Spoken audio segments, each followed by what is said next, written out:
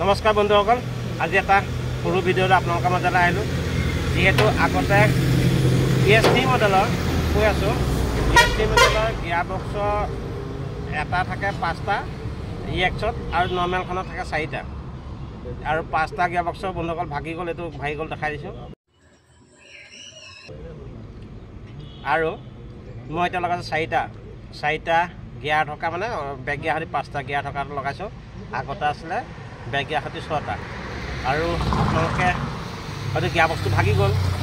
ভাগি যোৱাৰ পাছত কি কৰিব, কেনেকৈ লগাব পাৰে বন্ধুসকল মই দেখাই আছোঁ। বন্ধুসকল চব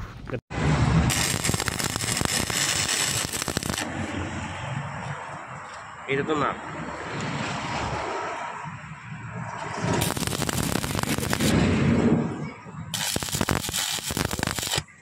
ইফালৰ দুফালৰ পৰা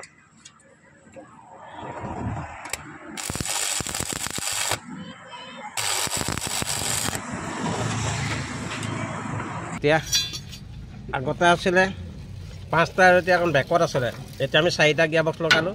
যিহেতু গিয়াৰ বক্স কেচিংটো ভাগি গ'ল, গিয়াৰ বক্স পাবলৈ নাই।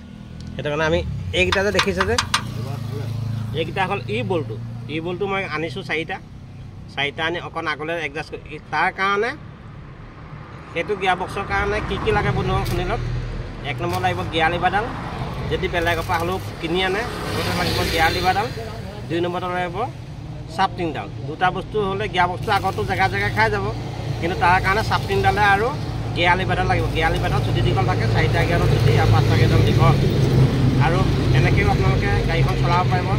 গিয়াৰ বক্সৰ কাৰণে ভৰাই থাকিব নালাগে, গাৰ পৰা হ'লেও ভাল গিয়াৰ বক্স কিনি পেলাই লগাব পাৰিব। সেইটো আমি ফিটিং কৰি আহোঁ।